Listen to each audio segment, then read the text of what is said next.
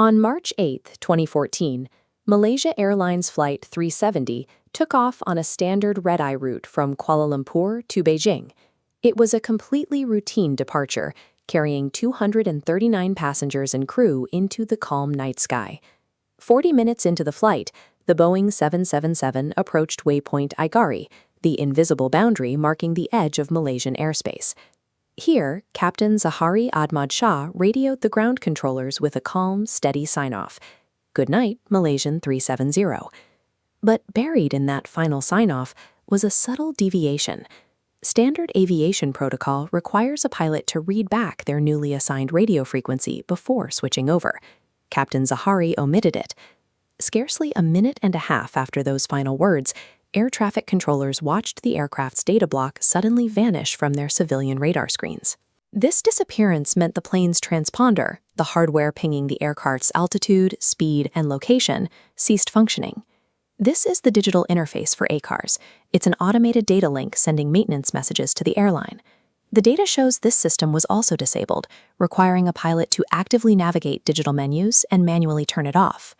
A catastrophic mechanical failure, like a sudden electrical fire or explosive decompression, would typically leave a trail of distress signals and automated system warnings. The simultaneous silent failure of multiple independent communication systems points away from an accident and directly toward deliberate manual deactivation from inside the cockpit. Civilian air traffic control relies entirely on transponders to see planes, but military long-range primary radar operates differently. It bounces radio waves off the physical metal of an aircraft to track its position. And on that night, the Malaysian military radar was watching. Their data recorded a calculated sequence of evasive maneuvers immediately following the communications blackout. The 777 executed a subtle turn to the right, followed immediately by a sharp, prolonged bank to the left. Instead of continuing to Beijing, the aircraft flew back across the Malaysian peninsula, heading northwest toward the Andaman Sea. By hugging the borders between national airspace sectors, the plane actively slipped through the blind spots of regional civilian radar grids. This graph charts the primary radar data, which captured dramatic fluctuations in the aircraft's performance. The system logged severe altitude drops and extreme spikes, at one point recording the plane climbing beyond its certified maximum altitude before plunging rapidly back down. Executing this complex route across multiple radar zones while manually managing altitude and speed is not something an amateur could pull off. It required intimate, expert-level knowledge of the Boeing 777 systems and the vulnerabilities of local air defense networks. This profile narrowed the focus directly to the man in the captain's seat. Zaharie Ahmad Shah was a 53-year-old veteran pilot with a record spanning more than 18,000 flight hours. Investigators found no evidence of financial distress, mental illness, or interpersonal conflict in his life. But during a search of the captain's home, the Royal Malaysia Police discovered a massive, custom-built, multi-screen personal flight simulator. For years, official reports made no mention of this machine. Then, in 2016, confidential forensic documents leaked to the media. They revealed that analysts had recovered fragments of a deleted simulated flight path, saved automatically by the software just a month before MH370 vanished. The recovered data contained a specific sequence of coordinates.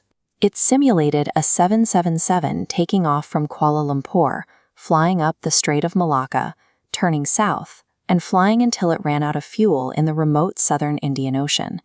This simulated route mirrored the actual flight path investigators had deduced from MH370's final radar and satellite pings. Yet investigators noted a crucial context. Zaharie was an obsessive aviation enthusiast who had logged over 600 simulated flights on various aircraft and scenarios. Statistically, it is possible that this particular route was simply a random emergency drill that happened to resemble the real disaster. Ultimately, the case against a pilot hinges on those 7 coordinates. Either they were a random scenario by a man who flew everything, or they were the specific rehearsal for the 777's final flight. The official safety reports from both Malaysian and Australian authorities reached a stark conclusion. They agreed the plane was manually turned around mid-air and explicitly stated that unlawful third-party interference could not be ruled out. To find the physical proof, international teams launched the largest and most expensive underwater search effort in history, scouring tens of thousands of square miles across a remote and hostile stretch of the southern Indian Ocean. The only physical confirmation of the aircraft's end came more than a year later. Battered, barnacle-covered pieces of debris, including a crucial section of the wing known as a flaperon, washed ashore on Reunion Island and the coasts of eastern Africa. But without the main fuselage or the critical flight data recorders resting at the bottom of the sea, the precise sequence of events inside the cockpit remains circumstantial. The mechanical data tells us what the plane did, but it cannot tell us why. Behind the radar tracks and satellite pings is a lingering human tragedy.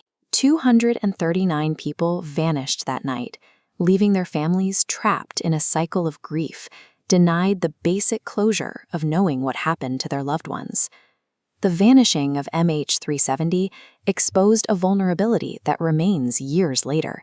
The fact that a modern airliner can be manually hidden from the world, using its own systems to disappear into